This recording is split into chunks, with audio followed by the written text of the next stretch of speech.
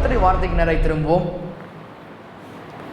சங்கீதம் 34வது அதிகாரம், சங்கீதம் 34,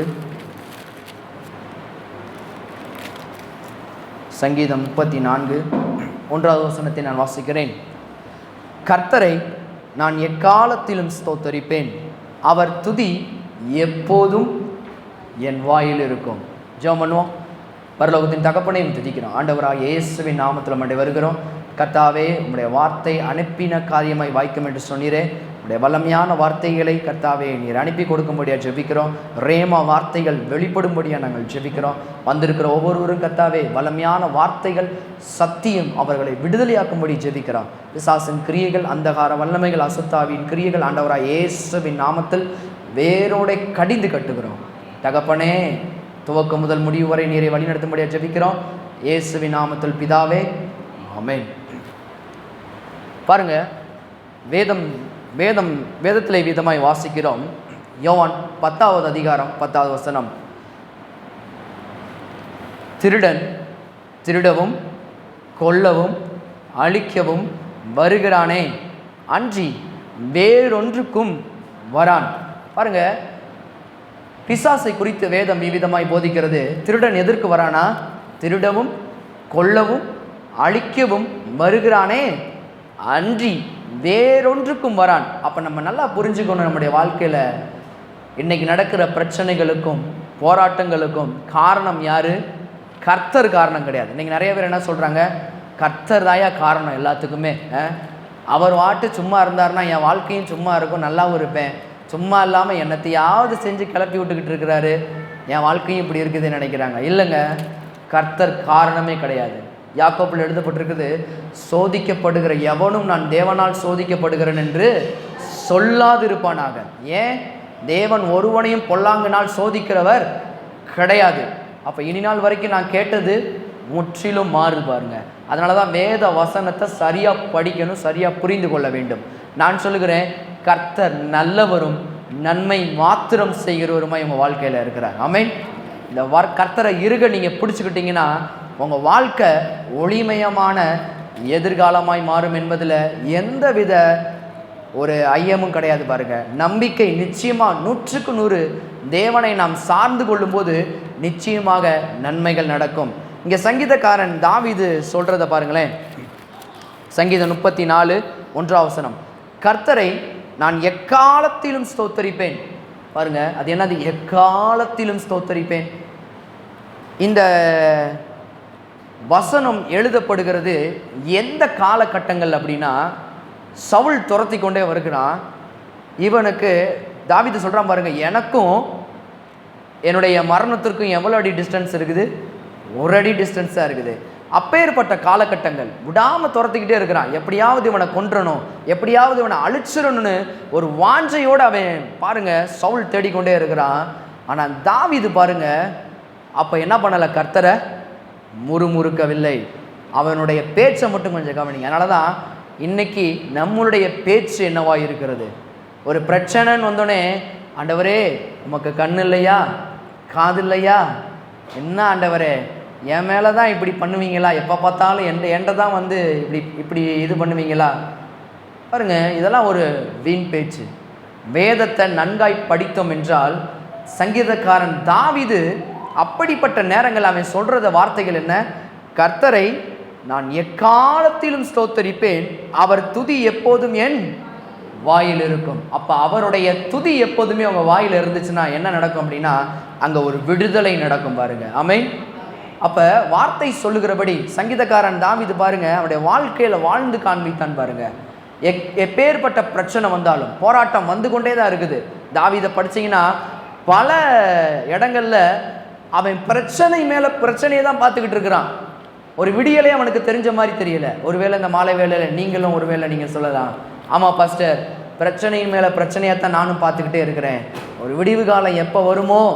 நான் சொல்கிறேன், விடிவு காலம் எங்கே இருக்குன்னு தெரியுமா? கர்த்தரை துதிக்கின்ற துதியில் தான் இருக்கிறது. ஆமென். நீங்கள் எப்போ துதிக்க ஆரம்பிக்கிறீங்களோ கர்த்தர் உங்களுக்கு விடுதலையை கொண்டு வந்து கொடுக்கிறவராக இருக்கிறார். ஆமென். இன்னைக்கு நான் 2 காரியங்களை உங்கள் முன் எடுத்து வைக்கிறேன். பிரச்சனை வரும்போது பாருங்க, என்ன பேசுகிறோம் என்பதில் கவனமாக இருக்கணும். ரெண்டாவதாக என்ன நாம் தேவனை உயர்த்துகிறோமா இல்லை தேவனை மட்டுப்படுத்துகிற மாதிரி பேசுகிறோமா?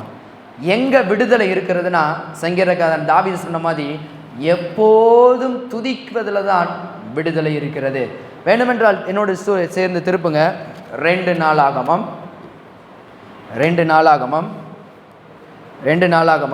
20வது அதிகாரம் 1வது வசனம். 2 Chronicle chapter 20 verse 1. I read this. 2 நாளாகமம் 20வது அதிகாரம் 1வது வசனம். இதற்கு பின்பு மோவாப் புத்திரரும் அம்மோன் புத்திரரும் அவர்களோட அம்மோனியருக்கும் அப்புறத்தில் உள்ள மனுஷரும் கூட யோசபாத்திற்கு விரோதமாய் யுத்தம் பண்ண வந்தார்கள். யோசபாத் இருக்கிறான் பாருங்க, இப்போ இவனுக்கு விரோதமாக ஒரு யுத்தத்தை பண்ண ராஜாக்கள் கூடி வராங்க பாருங்க.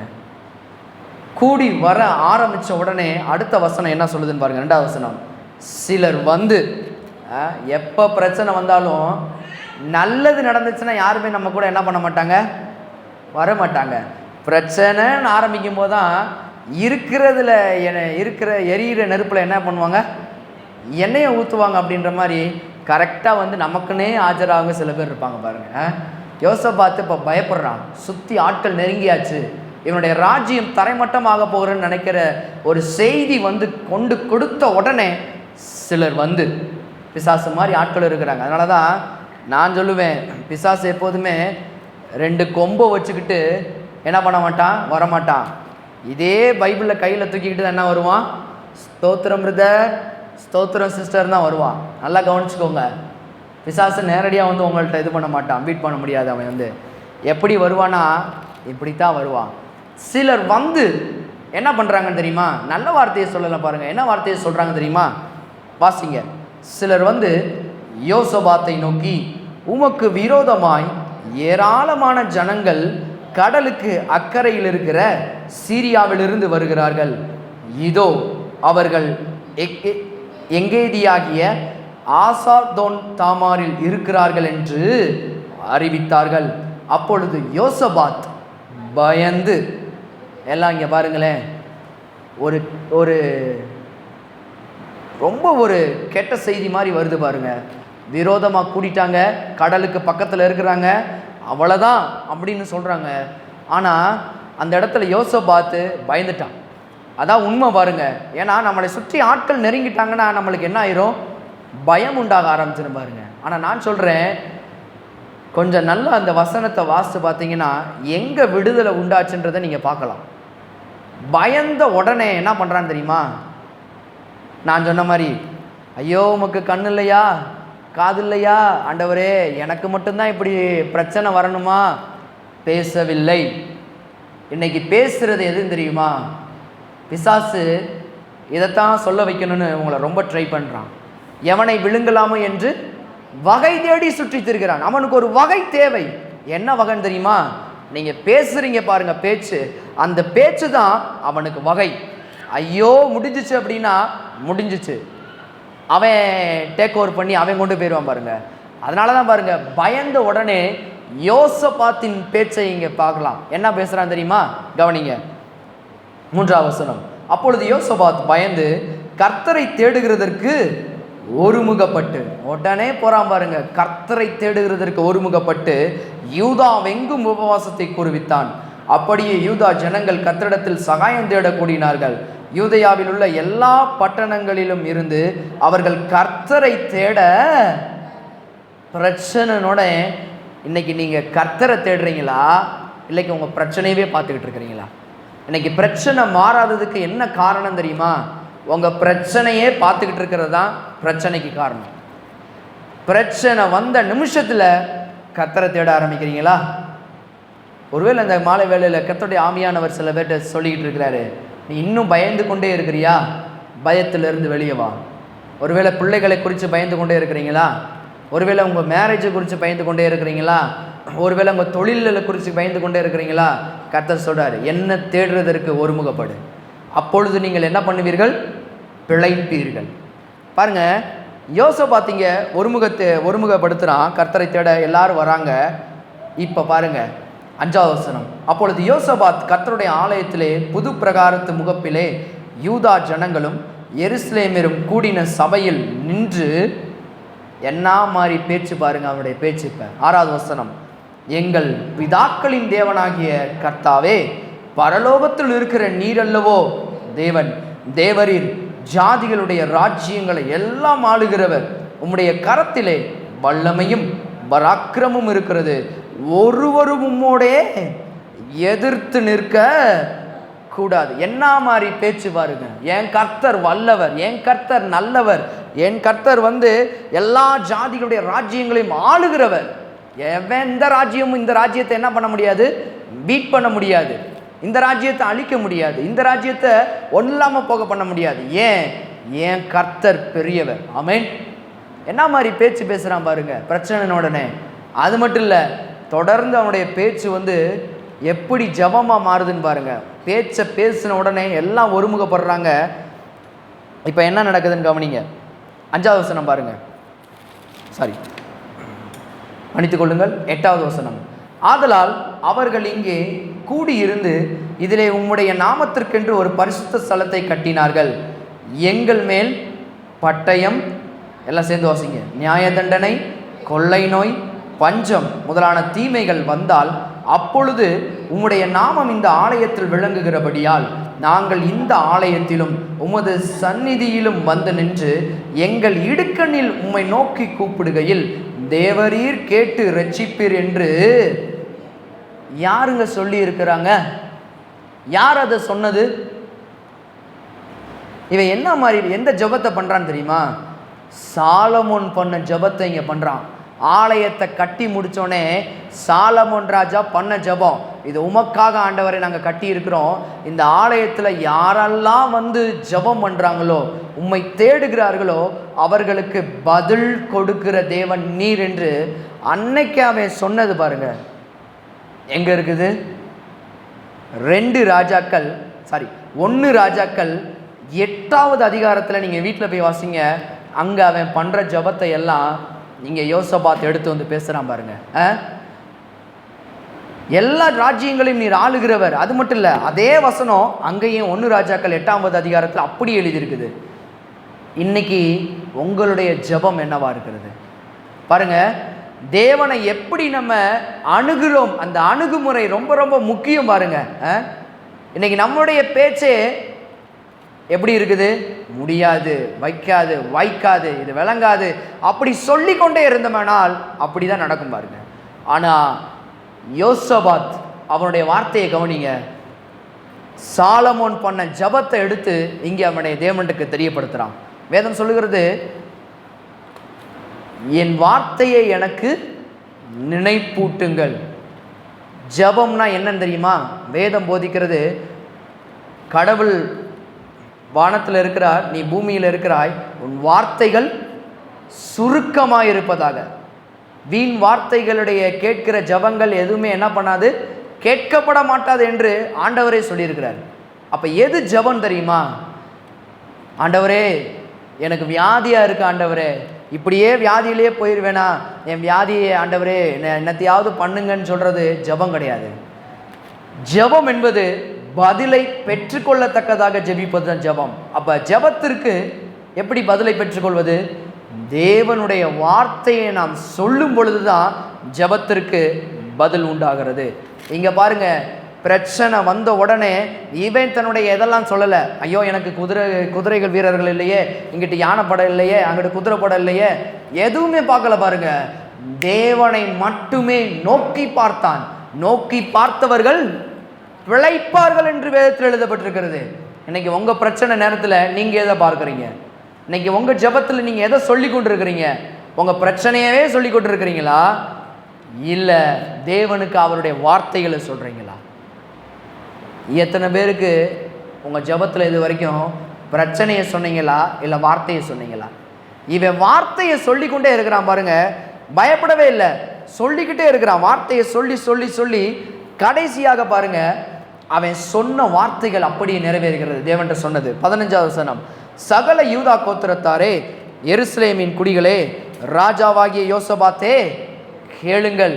இந்த இடத்துல பரிசுத்த ஆவியானவர் ஒரு மனுஷனுக்குள்ள வந்து அவனுக்கு தீர்க்க தரிசனமாக அவன் வார்த்தையை கொடுக்குறான் பாருங்க. எப்போ தேவனுடைய வார்த்தையை சரியாக சொல்லும்போது ஆவியானவர் அங்கே கிரியை நடப்பிப்பார். அதனால தான் இன்னைக்கு நம்ம பண்ணுற ஜபத்திற்கு நம்ம என்ன பண்ணக்கூடாது, கிரெடிட்டை நம்ம எடுத்துக்க கூடாது. நம்ம பண்ணுகிற ஜபத்திற்கு பதில் வந்ததென்றால், வியாதியஸ்தர்கள் மேல் கைகளை வைத்து நம் ஜபம் பண்ணும்போது வியாதியஸ்தர்களுடைய வியாதி மறைந்தது என்றால் அதற்கு யார் காரணம்? பரிசுத்த ஆவியானவர். அவர் தான் இன்னைக்கு கிரியை நடப்பித்து கொண்டிருக்கிறார். இன்னைக்கு நிறைய பேர் பாருங்க, என்னால் நடந்துச்சு, எங்களுடையது நடந்துச்சு. இல்லை, அப்சல்யூட்லி நத்திங். நீங்களும் நானும் யாரால் செய்ய முடியும்? அவரால் தான் எல்லாமே செய்ய முடியும். அவருடைய வார்த்தையால் தான் எல்லாமே இன்னைக்கு செய்ய முடியும். நல்லா புரிஞ்சுக்கோங்க. இவன் சொன்னதை கேட்டு ஆண்டவர் அந்த வார்த்தையை ரிசீவ் பண்ணி இப்போ பதிலை கொடுக்குறாரு பாருங்க. 15ஆம் வசனம். ராஜாவாகிய யோசபாத்தே, கேளுங்கள், நீங்கள் அந்த ஏராளமான கூட்டத்திற்கு பயப்படாமலும் கலங்காமலும் இருங்கள் என்று கர்த்தர் உங்களுக்கு சொல்லுகிறார். இந்த யுத்தம் உங்களுடையதல்ல, தேவனுடையது. அப்ப நான் சொல்லுகிறேன், இன்று நீங்கள் சந்தித்து கொண்டிருக்கிற யுத்தங்கள் உங்களுடையதல்ல, இது தேவனுடையது. நிச்சயமாகவே முடிவு உண்டு. உன் நம்பிக்கை வீண் போகாது. நீங்கள் நின்று கொண்டு யுத்தத்தை நீங்கள் அல்ல, தேவனே அந்த யுத்தத்தை செய்து உங்களுக்காக அவர் ஜெயத்தை கொண்டு வந்து கொடுப்பார். ஆமென். இன்னைக்கு நீங்க பயப்படாதீங்க, நீங்க கலங்காதீங்க. உங்களுடைய யுத்தம் உங்களுடையதல்ல, அது யாருடையது? முதலாவது கர்த்தருடையது. இப்ப பாருங்க, தேவன் ஜெபம் பண்றான், ஜெபத்திற்கு பதில் வந்துருச்சு பாருங்க. ஒரு ப்ராசஸ் பாருங்க. தேவன்கிட்ட தேவனுடைய வார்த்தையை சொல்றான், வார்த்தையை சொன்னது நிமித்தமாக அவனுக்கு பதில் கிடைக்கிறது. இப்போ பதில் கிடைத்த உடனே இப்போ போருக்கு முன்னாடி போகிறாங்க. இப்போ என்ன நடக்குதுன்னு கொஞ்சம் கவனிங்களேன். 17ஆவது வசனம். இந்த யுத்தத்தை பண்ணுகிறவர்கள் நீங்கள் அல்ல, யூதா மனுஷரே, எருசலேமின் ஜனங்களே, நீங்கள் தரித்து நின்று கர்த்தர் உங்களுக்கு செய்யும் இரட்சிப்பை பாருங்கள். பயப்படாமலும் கலங்காமலும் இருங்கள். நாளைக்கு அவர்களுக்கு எதிராக புறப்படுங்கள், கர்த்தர் உங்களுடைய இருக்கிறார் என்றார். அப்பொழுது யோசபாத் தரை மட்டும் முகம் குனிந்தான். சகல யூதா கோத்திரத்தாரும் எருசலேமின் குடிகளும் கர்த்தரை பணிந்து கொள்ள கர்த்தருக்கு முன்பாக தாழ விழுந்தார்கள். பாருங்க, அந்த 18ஆவது வசனத்துல பணிந்து கொள்ள என்று வருகிறது. ஒரிஜினல் அந்த எபிரேய பாஷையில் எப்படி வருது அப்படின்னா, worship to the Lord, கர்த்தரை துதிக்க ஆரம்பிக்க தொடங்கினார்கள் அப்படின்னு தான் வருது பாருங்க. இங்க வந்து அப்படி போட்டுட்டாங்க, பணிந்து கொள்ள அப்படின்னு. கர்த்தரை ஆவியோடும் உண்மையோடும் தொழுது கொள்ள வேண்டும் அப்படின்னு போட்டிருக்குது. இந்த இடத்துல எழுதினவங்க என்ன பண்ணிட்டாங்க, பணிந்து கொள்ளன்னு எழுதிட்டாங்க. ஒரிஜினல் டிரான்ஸ்லேஷன்ல எப்படி வருது அப்படின்னா, worship the Lord. Amplified translation அப்படி தான் வருது, கிங் ஜேம்ஸ் வெர்ஷன்லேயும் அப்படி தான் வருது பாருங்க. அப்போ அவரை துதிக்க ஆரம்பிக்க, ஒரு பிரச்சனை வருது, ஜெபம் பண்ணிட்டாங்க, ஜெபத்திற்கு தேவன் பதிலை கொடுத்துட்டாரு. இப்போ இந்த பதிலையும் அவன் விசுவாசம் பெற்றுக்கொண்டு இப்போ என்ன பண்ண ஆரம்பிக்கிறாங்க, துதிக்க ஆரம்பிக்கிறார்கள். துதிக்க ஆரம்பிக்கும் பொழுது என்ன நடக்குதுன்னா, அவர்களுடைய எல்லாமே மாறி போகிறதை வேதத்தில் பார்க்கிறோம். 19ஆம் வசனம் பாருங்க. கோகாத்தியரின் புத்திரரிலும் கோராக்கிரியரின் புத்திரரிலும் இருந்த லேவியர் எழுந்திருந்து இஸ்ரவேலின் தேவனாகிய கர்த்தரை மகா சத்தத்தோட கம்பீரமாய். இன்னைக்கு நீங்க துதிக்கிறீங்களா? பிரச்சனை நேரங்களில் துதிக்க பழகுவது மிக மிக அவசியம் பாருங்க. நான் சொல்லுகிறேன், எத்தனையோ காலகட்டங்களில் பிரச்சனை வந்திருக்குது பாருங்க, வந்த நிமிஷத்தில் நான் துதிக்க ஆரம்பிச்சிருவேன். துதிக்கும் போது என்ன நடக்கும் தெரியுமா, தேவன் அவருடைய பலத்த செய்கைகளை அங்கே நடப்பித்து காண்பிப்பார் பாருங்க. நீங்கள் ஜெபம் பண்ணி தேவனுடைய வார்த்தையை தேவனுக்கு தெரியப்படுத்தி, நிச்சயமாகவே இது நடக்கும் ஆண்டவரே, வார்த்தையை அவருக்கு சொல்லிக்கிட்டே இருங்க. இப்போ வார்த்தையில் உள்ள பாடலை என்ன பண்ணுங்க, தேவன்கிட்ட துதிச்சு பாடிக்கிட்டே இருங்க. பாட பாட பாட பாருங்க, உங்களோட பிரச்சனைகள் உங்கள்கிட்ட இருக்கிற அந்த பயங்கள் எல்லாம் மறைஞ்சு போய் ஒரு புது ஒரு எனர்ஜி உண்டாகும் பாருங்க. அந்த எனர்ஜி தான் தேவ ஆவியானவர் நம்மளை நிரப்பக்கூடிய ஒரு பலன். அதனால தான் வேதம் போட்டிருக்குது, உன்னதத்திலிருந்து வரும் பலனால் நீங்கள் நிரப்பப்படும் வரைக்கும் என்ன பண்ணுங்க, தரித்திருங்க. பரிசுத்த ஆவியானவருடைய பலன் மிக மிக மிக முக்கியமான ஒன்று. அதனால தான் ஏன் பலன் அப்படின்னு நீங்கள் என்ன போனீங்கன்னா என்ன நடக்கும், இன்னைக்கு யோசபாத் இப்படி போனார்னா என்ன நடந்திருக்கும், அவன் வீழ்த்தப்பட்டிருப்பான், எதிரிகள் ஜெயித்திருப்பார்கள். அதனால தான் யோசபாத் எப்படி ஜெயிச்சா அப்படின்னா, தேவனுடைய வார்த்தையை கொண்டும் தேவனுடைய துதிக்கிற துதியை கொண்டும். அவ்வளோதான் கிறிஸ்தவ ஜீவியம். நான் எப்போதுமே என்னுடைய ஆலயத்தில் வர ஒவ்வொரு மக்களுக்கும் சொல்லுவேன், ஜபம் ஜபம் ஜபம் போனாலும் தப்பு தான், விசுவாச அறிக்கை அறிக்கை அறிக்கை போனாலும் தப்பு தான், துதி துதி துதி போனாலும் தப்பு தான். எது சரின்னு தெரியுமா? கிறிஸ்தவ ஜீவியம் சரியாக இருக்க வேண்டும். எப்படி இருக்கணும்னா, துதித்தல் இருக்கணும், ஜபம் இருக்கணும், வேத வாசிப்பு இருக்கணும், அநேக பாஷை இருக்கணும். இதெல்லாம் எங்கே இருக்குதோ அங்கே விடுதலை உண்டு. ஆமென். பாருங்க, அப்படி தான் புதிய ஏற்பாட்டிலையும் பார்க்குறோம். இது பழைய ஏற்பாட்டிலேயே இவங்க என்ன பண்ணாங்க, இதே காரியங்களை செஞ்சாங்க. நல்லா கவனிங்க, இங்கே வெறும் துதி மட்டும் அடங்கலை. நிறைய பேர் துதின்னு சொல்லிட்டு விட்டுறாங்க. இல்லைங்க, யோசபாத்து என்ன பண்ணா? முதலாவது ஜெபம் பண்ணான். மறந்துடாதீங்க, கர்த்தருடைய வார்த்தையை கர்த்தருக்கு ஞாபகப்படுத்தினா. முதலாவது வார்த்தைக்கு பதில் வந்தது. நல்லா கவனிங்க, வார்த்தையை ஜபத்தில் நீங்கள் வார்த்தையை சொல்லலைன்னா பதில் கிடைக்கும் என்று எதிர்பார்க்காதிருங்கள். வார்த்தையைத்தான் ஜபத்தில் சொல்லணும். ஜபம்னா என்னது? பதிலை பெற்றுக்கொள்வது. Asking and receiving. அது கரெக்டாக இருக்கணும். பாருங்க, நீங்கள் தேவன்கிட்ட கேட்கும்போது என் வார்த்தைகளை எனக்கு நினைப்பூட்டுங்கள். அப்போ கர்த்தருடைய வார்த்தையை கர்த்தர்கிட்ட சொல்லிட்டு என்ன பண்ணணும் தெரியுமா? ஸ்தோத்திரம் பண்ண. பிலிப்பியர் 4ஆம் அதிகாரத்தில் எழுதப்பட்டிருக்கிறது, பிரியமானவனே, நீங்கள் ஒன்றுக்கும் கவலைப்படாமல் எப்பொழுதும் எல்லா விதத்திலும் என்ன பண்ணுங்க? ஸ்தோத்திரத்தோடு கூடிய ஜபத்தினாலும் வேண்டுதலினாலும் தேவனுக்கு தெரியப்படுத்துங்கள். உங்கள் ஜபத்தை முதலாவது பெட்டிஷன் சொல்லிட்டீங்களா? வார்த்தையை சொல்லிட்டீங்களா? இப்போ என்ன பண்ணணும்? உட்காந்துக்கிட்டு திரும்ப என்ன பண்ணக்கூடாது? கவலைப்பட்டுக்கிட்டே இருக்கக்கூடாது. ஆண்டவரே, கிடைக்குமா கிடைக்காதா, கிடைக்குமா கிடைக்காதா? இல்லைங்க, தைரியமாக எந்திரிச்சு துதிக்க ஆரம்பித்தீர்கள் என்றால் ஜெயம் உங்களுக்கு நேராய் வந்து விழுகும். ஆமென். அன்னைக்கு அவன் துதிக்க ஆரம்பித்தான், எல்லா லேவியர்களும் முன்னாடி போனாங்க, துதிக்க ஆரம்பித்தான். பாருங்க என்ன நடந்துச்சுன்னு தெரியுமா?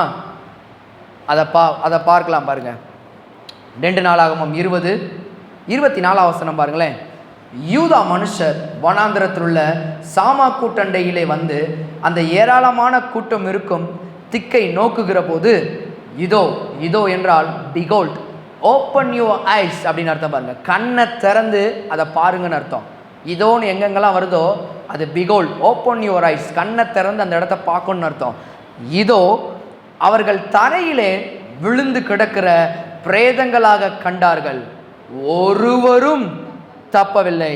யோசபாத்தும் அவனுடைய ஜனங்களும் அவர்கள் உடைமைகளை கொள்ளையிட வந்தபோது அவர்கள் கண்ட ஏராளமான பொருட்களும் பிரேதங்களிலிருந்து உரிந்து போட்ட ஆடை ஆபரணங்களும் தாங்கள் எடுத்துக்கொண்டு போகக்கூடாது இருந்தது.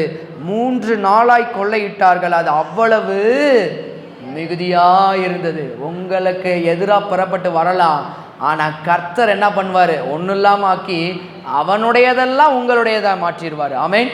அதனால்தான் வேதத்தில் போட்டிருக்கு, துன்மார்க்கன் சேர்த்து வைக்கும் எல்லாமே யாருக்கா? நீதிமானுக்குரியது. உங்களுக்கு எதிராக வரலாம், ஒழிச்சு கட்டிடலாம் வரலாம், ஆனால் கர்த்தருடைய பிள்ளைகளை கர்த்தர் சும்மா விடுவாரா?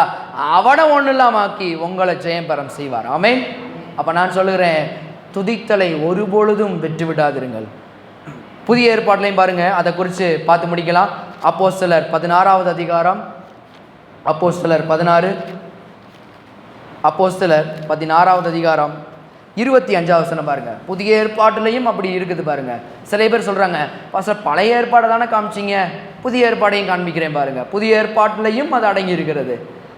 அப்போஸ்தலர் 16:23 அவர்களை பவுலும் சீலாவும் பாருங்க கட்டி வைத்து அவங்களை என்ன பண்ணுறாங்க? உங்களுக்கு தெரியும், இந்த இது நான் முக்கியமான வசனத்தை மட்டும் தொட்டுட்டு போகிறேன். அவங்கள என்ன பண்ணுறாங்க? சுவிசேஷன் சொன்னது நிமித்தமாக கட்டி சிறையில் அடைத்து வைக்கிறாங்க. அடைத்து வைத்துட்டு பாருங்கள் அவங்கள அடிக்கிறாங்க. அதைத்தான் அந்த வேத வசனம் இங்கே போதிக்கிறது. இங்கே 23ஆம் வசனம் பாருங்கள். அவர்களை அநேக அடி அடித்த பின்பு சிறைச்சாலையிலே வைத்து அவர்களை பத்திரமாய் காக்கும்படி சிறைச்சாலைக்காரனுக்கு கட்டளையிட்டார்கள். அவன் இப்படிப்பட்ட கட்டளையை பெற்று அவர்களை உட்காவல் அறையிலே அடைத்து அவர்கள் கால்களை தொழு மரத்திலே மாட்டி வைத்தான். நடு ராத்திரியிலே பவுலும் சீலாவும், நல்லா கவனிங்க, துதி மட்டும் கிடையாது, ரொம்ப கவனமாக இருக்கணும். வேதத்தை வாசிக்கும் போது என்ன நடக்குது? எல்லாம் சேர்ந்து வாசிங்க. என்ன பண்ணாங்க? ஜெபம் பண்ணி. First is the prayer. Petition ரொம்ப முக்கியம் பாருங்க. நீங்கள் போய் ஒரு பெரிய பிரதமரையோ பெரிய ஆட்களையோ பார்க்க போறீங்க அப்படின்னா முதலாவதாக நம்ம என்ன பண்ணணும் தெரியுமா? பிரதமரை போய் என்ன சாதாரணமாக நீங்கள் எல்லாரும் பார்த்துருவீங்களா? என்ன பண்ணணும்? குறிப்பிட்ட டைம் கொடுப்பாங்க. அந்த டயத்துக்குள்ளே என்ன பண்ணணும்? போய் பார்க்கணும். பார்த்த உடனே சார் நல்லா இருக்கிறீங்களா சார், நாங்கள் அங்கேருந்து வந்திருக்கேன் சார், ஊர்லேருந்து வந்திருக்கேன் சார், எங்கள் ஊரில் பாட்டிலாம் தாத்தா நல்லா கதையாக பேச முடியும். வந்தோமா எதை சொல்லணுமோ குயிக்காக சொல்லிவிட்டு கிளம்பிடணும். பர்டிகுலர் டைம் தான் கொடுப்பாங்க பாருங்கள். பிரதமர்கிட்ட போகிறீங்க, முதலமைச்சர்கிட்ட போகிறீங்க, த ப்ரெஷியஸ் அந்த வேல்யூபிள் டைம் பாருங்கள். அந்த டைம் கரெக்டாக போனோமா, என்னத்துக்கு வந்தோமோ அதை சொல்லிவிட்டு என்ன பண்ணிடணும்? கிளம்பிடணும். அப்புறம் என்ன நடக்கும்? நீங்கள் என்ன சொன்னீங்களோ அதற்கு என்ன பண்ணுவாங்க? அதுக்கு பதிலை கொடுப்பாங்க. இங்கே பாருங்கள், அடி வாங்குறாங்க, வாங்குறாங்க, வாங்கி உள்ள தொழுவு மரத்தில் கட்டி போட்டாங்க. உடனே பாருங்க, முதலாவதாக ஜெபம் பண்ணி, எல்லாம் சொல்லுவோம் ஜெபம் பண்ணி. அப்போ முதலாவதாக உங்களுக்கு எந்த காரியமாக இருந்தாலும் முதலாவது ஜெபம் பண்ண கற்றுக்கோங்க. ஆண்டவரே உதவி செய்யும்னா உதவி செய்யும் கேளுங்க. எனக்கு ஒத்தாசை செய்யும்னா ஒத்தாசை வரும். பர்வதங்களுக்கு நேராக என் கண்களை ஏறெடுப்பேன். வானத்தையும் பூமியும் படைத்த கர்த்தராலே எனக்கு ஒத்தாசை வரும். என்ன வேண்டும் ஜெபத்தில்? வியாதியாக இருக்கிறீங்களா? எஸ்டி 53:5-1-2-24 சொல்லுகிறது, அவருடைய தழும்புகளால் குணமானேன். இதுதான் அதற்கு உண்டான ஆன்சர். வேலை பார்க்கிற ஸ்தலங்களில் இன்னும் ஆசீர்வதிக்கப்பட வேண்டுமா? சொந்த வேலை தொடங்குறதுக்காக சில பேர் வெயிட் பண்ணி கொண்டிருக்கலாம். நீங்கள் சொல்லிக்கிட்டே இருக்கணும், என் கையிட்டு செய்யும் வேலையெல்லாம் ஆசீர்வதிக்கப்பட்டிருக்கும், ஒரு நாளும் குறைவில்லை. சொல்லணும் பாருங்க. என்னைக்கு நம்ம சொல்கிறோமோ அன்னைக்கு தான் வாழ்க்கையில் வெடிவு காலம். இதை எத்தனை பேர் சொல்லியிருப்பாங்களோ எனக்கு தெரியாது. பாருங்கள், இதை எடுத்தோடனே என்ன சொல்லுவாங்க? துதிதாங்க ரொம்ப முக்கியம். ஆனால் அதுக்கு முன்னாடி என்ன பண்ணாங்கன்னு கொஞ்சம் கவனிக்கணும் பாருங்க. ஜெபம் பண்ணி, ஃபஸ்ட்டு ஜெபந்தான். முதல்ல ஜெபம் பண்ணிட்டு என்ன பண்ணுறாங்க? இப்போ பாருங்க 25, நடு ராத்திரியிலே பவுலும் சீலாவும் ஜெபம் பண்ணி தேவனை துதித்து அடுத்துட்டு வந்துட்டாங்க பாருங்க. அந்த பிலிப்பியர் 4ஆம் அதிகாரத்தை சொன்னேன்னா, உங்கள் விண்ணப்பங்களை ஸ்தோத்திரத்தோடு கூடிய ஜபத்தினாலும் வேண்டுதலினாலும் யாருக்கு தெரியப்படுத்தணும்? தேவனுக்கு தெரியப்படுத்துங்க.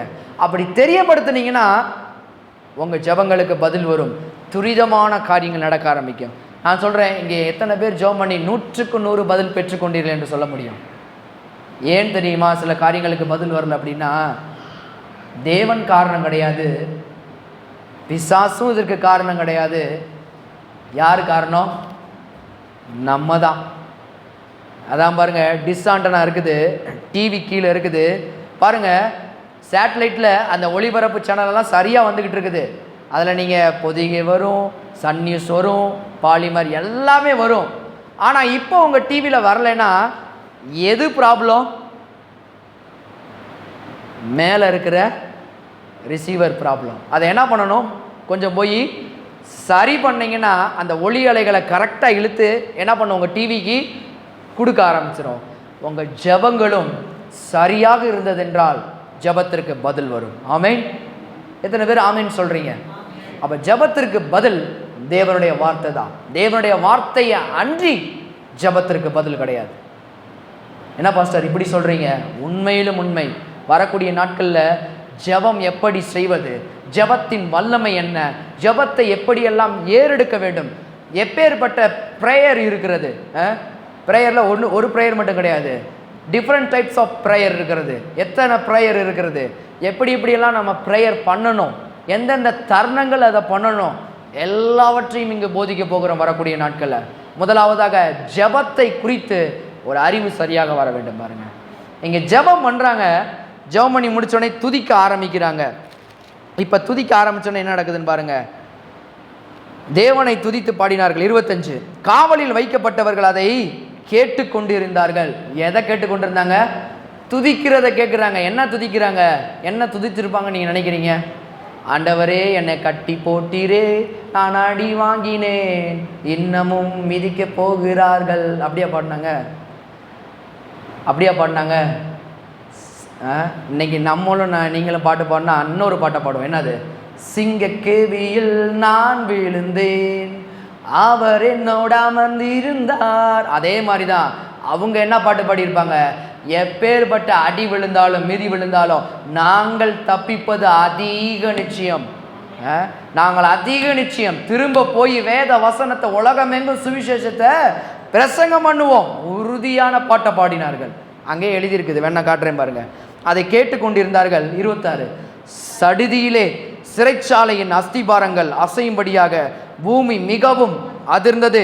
உடனே கதவுகள் எல்லாம் திறவுண்டது, எல்லாருடைய கட்டுக்களும் கலண்டு போயிற்று. ஆமேன். அவங்களுடைய கட்டுக்கள் மட்டும் இல்லை, பக்கத்தில் இருக்கிற எல்லா கட்டுகளும் கலண்டது என்று வேதவசனம் போதிக்கிறது. அப்போ நீங்கள் பண்ணுகிற ஜபங்களால், நீங்கள் பண்ணுகிற துதியால் உங்களுடைய கூட வீட்டில் இருக்கிறவங்களுடைய கட்டுக்களும் அவிழ்க்கப்படும் என்று கர்த்தருடைய ஆவியானவர் சொல்லுகிறார். ஆமேன். அன்னைக்கு அவங்க ஜெபம் பண்ணாங்க பாருங்க, உற்சாகமாய். அடினா அடி, ரோம போர்ச்சேவர்கள் அடி பலமாக இருக்கும். கல்வாரி சிலுவையை குறித்து தியானிச்சிருப்பீங்க பாருங்க. அதில் ஒவ்வொரு போர்ச்சேவன் பழக்கப்பட்ட போர்ச்சேவன். அடித்தானா ஏசாயா தீர்க்கதரிசி புஸ்தகம் 52வது அதிகாரத்தை எழுதியிருக்குது, அவர் அந்த கேடு அடைந்தார். அவ்வளவு அளவுக்கு அவரை போட்டு வாதிச்சாங்க. ஏன் தெரியுமா? நீங்கள் நன்றாய் இருப்பதற்காக உங்களுடைய துக்கங்கள், பாரங்கள், கஷ்டங்கள், தரித்திரங்கள் எல்லாவற்றையும் அவர் தாமே ஏற்றுக்கொண்டார். ஏசாயா 53:4-5 சொல்லுகிறது, மெய்யாகவே மெய்யாகவே உங்கள் நிமித்தம் அவர் பாடுபட்டார், உங்கள் அக்கிரம நிமித்தம் அவர் நொறுக்கப்பட்டார், உங்களுக்கு சமாதானத்தை உண்டு பண்ணும் ஆக்கினை இயேசுவின் வந்தது, இயேசுவின் தழும்புகளால் குணமானீர்கள். ஆமென். குணமானீர்கள் போட்டிருக்குதா? குணமானீர்கள் போக போறீங்கன்னு போட்டிருக்குதா? முடிச்சிருச்சு, எல்லாம் செய்து முடித்தாயிற்று.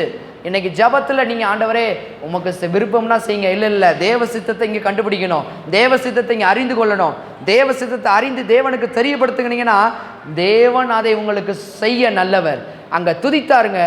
இவங்களுடைய கட்டுகள் மட்டும் கலரல, மற்ற கட்டுகள் எல்லாம் கலன்றது. ஆமேன். இன்னைக்கு நான் சொல்கிறேன், தேவன் எனக்கு இங்கே வரும்போது, நானும் ஒரு வாரமாக ஜெபம் பண்ணிக்கிட்டே இருந்தேன் பாருங்க. பஸ்ஸில் வரும்போது தான் தேவன் இந்த வார்த்தையை எனக்கு கொடுக்குறாரு. அப்போ கூட நான் வந்தோடனே எங்கள் ஒய்ஃப்ட்ட சொன்னேன், இதுதான் இன்னைக்கு தேவன் சொன்ன வார்த்தை அப்படின்னு. உடனே எங்கள் ஒய்ஃப் சொன்னாங்க, இன்னைக்கு காலையில் பாஸ்டரும் இதே வார்த்தையை தான் பேசுனாங்க அப்படின்னு சொன்னாங்க. ஆச்சரியமாக இருந்துச்சு. அப்போ தேவன் உறுதிப்படுத்துகிறார் பாருங்க. வரும்போது தேவன் சொன்னது காரியம், இந்த இடங்களில் நீங்கள் துதிக்கும் போது நிச்சயமாகவே நிறைய மிராக்கள் நடக்கும் என்று கர்த்தர் என்ற சொன்னார். இந்த இடம் அதுக்காகவே ஒதுக்கப்பட்ட இடம். நிறைய வியாதியஸ்தர்கள் சுத்தமாவார்கள், நிறைய குடும்பங்கள், பிரிவுபட்ட குடும்பங்கள் ஒன்று சேரப்போகிறது இந்த கூட்டங்கள் மூலமாக. கர்த்தர் என்ற சொன்ன வார்த்தையை நான் உங்களுக்கு சொன்னேன். நிச்சயமாகவே இது நீங்கள் என்ன பண்ணுறீங்க?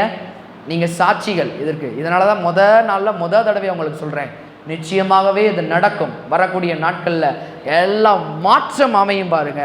கர்த்தர் இந்த இடத்துல இருந்து பெரிய ஆச்சரியமான காரியங்களை செய்வார். ஆமென். அவ பாருங்க, துதிக்கும் போது ஜெயம் உண்டாயிற்று. எது மட்டும் இல்லை, சிறைச்சாலையில் எல்லாமே. அவன் ஒரு அஞ்ஞானி பாருங்க, அவனும் என்ன பண்ணுறான்? ரட்சிக்கப்படுறான். நான் சொல்கிறேன், இங்கே உள்ள எல்லாருமே ரட்சிக்கப்பட போகிறார்கள். ஆமென். இது தேவனுடைய திட்டம், தேவனுடைய சித்தம்.